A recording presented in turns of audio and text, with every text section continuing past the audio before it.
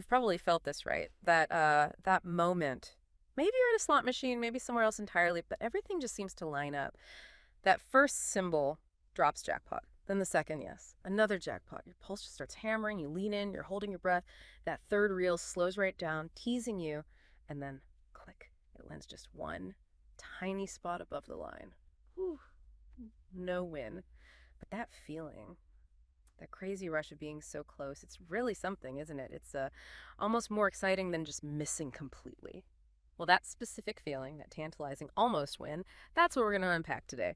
We're doing a deep dive into the really fascinating and honestly often incredibly engineered world of the near miss, particularly how it's perfected in slot machine design. Turns out it's not just, random chance, it's this profound trick of the mind, a carefully built experience, and as you'll see, it actually goes way beyond the casino. Right. And our mission here for this deep dive is really to pull back the curtain on how these moments are actually made, what they do to our brains, like on a fundamental level, Sure. and why understanding this might really change how you see a lot of engaging experiences out there. We've looked into some great sources exploring the psychology behind these really clever design choices, and yeah, we're excited to share what we found. It's pretty surprising stuff. Okay, let's get into it then, because that scenario I just laid out, it's so classic, almost universal if you've, ever played one of these things. Our research paints that picture perfectly. First symbol locks, bang, jackpot. Second one follows jackpot again, your heart rate just spikes. And then that third reel slows, S-L-O-S, and lands just one spot away. Hmm.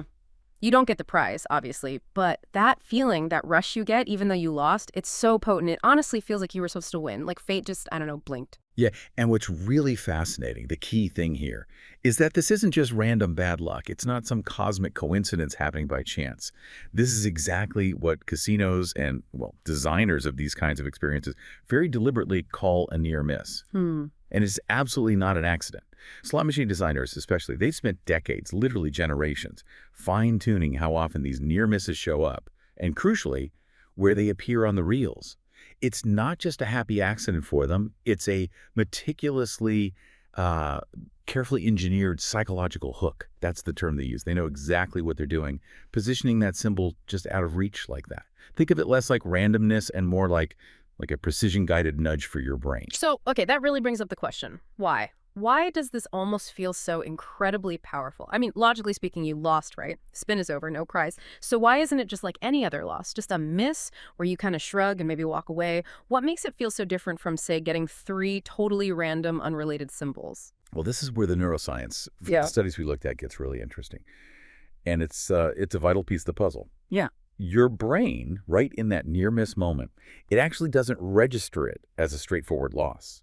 Instead, it processes it more like almost a win. Yeah. And that difference is absolutely critical for understanding why we behave the way we do.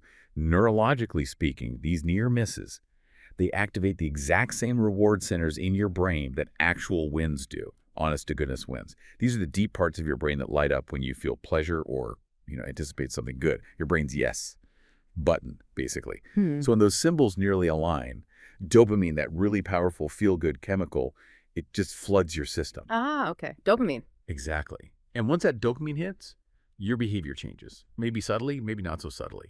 Instead of thinking, oh, well, lost again, maybe I should stop, that dopamine rush makes you think something else. It makes you think, whoa, I was so close. Just one more spin. My luck's got to be turning now. Yeah. It keeps you right there at the machine, feeding that cycle.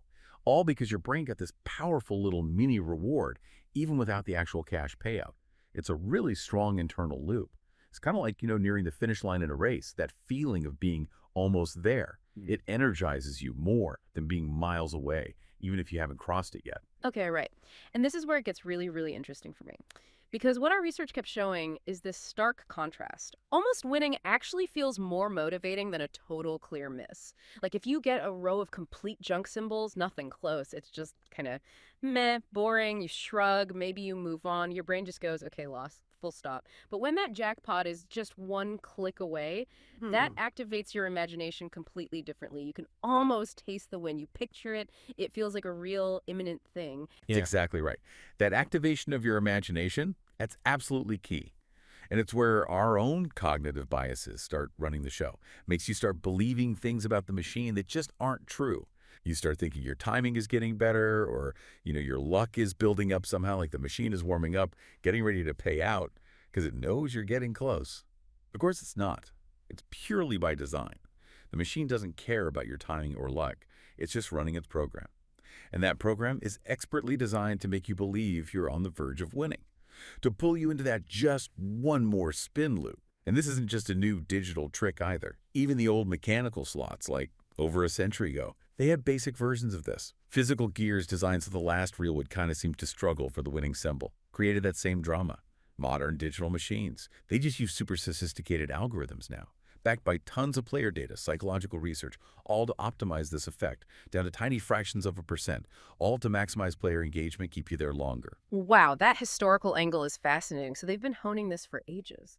Okay, so if our brains are wired like this, and it's been refined over literally a century, what does this mean for the people making these things, the casinos? If we're getting Yeah. that dopamine kick without them having to pay out, well, they must love this effect, right? How exactly does it help them? Oh, absolutely. From the casino's point of view, it's incredibly valuable, hugely powerful, because it keeps players right there, engaged, spinning those reels. Without the casino having to pay the jackpot, they get to generate all that excitement, that dopamine-fueled hope, but without the significant cost of an actual big win. It's a highly effective way to keep people playing.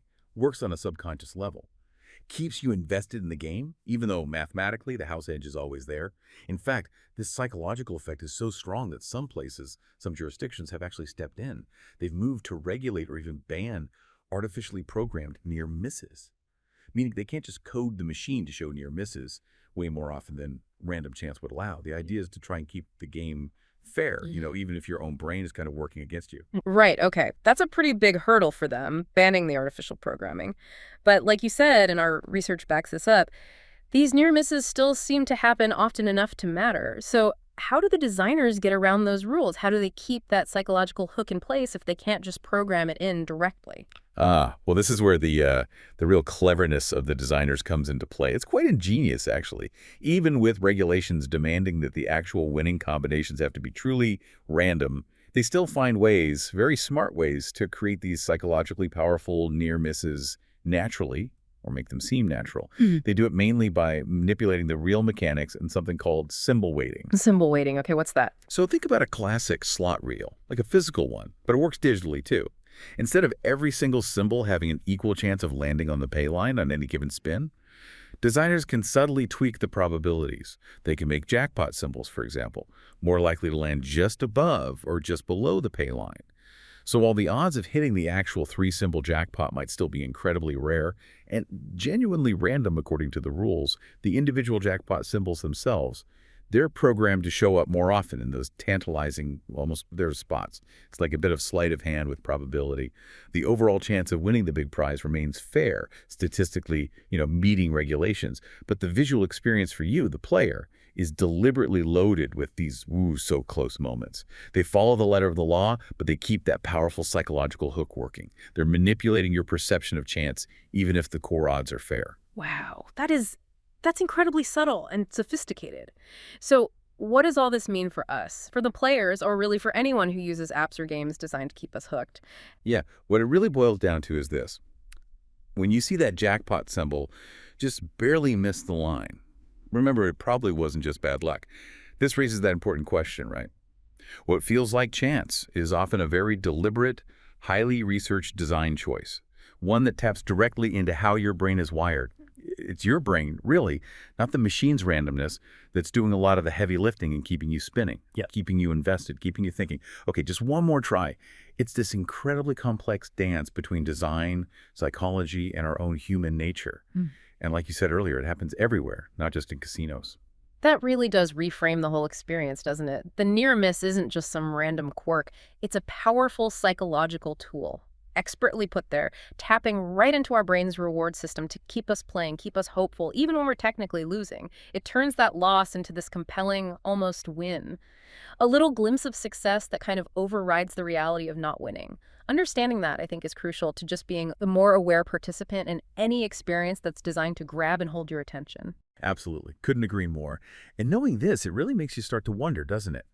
Where else are you seeing these kinds of engineered almost wins these psychological hooks in your everyday life. Think about um, gamified elements in apps, encouraging streaks you almost break, keeping you coming back daily, or progress bars in video games that fill up almost to the end, making you push just a little longer. Maybe even the promise of a perfect match on a dating app that keeps you swiping, thinking the next one must be it. What does all this really reveal about that fascinating and, yeah, sometimes manipulative intersection of design and just basic human nature?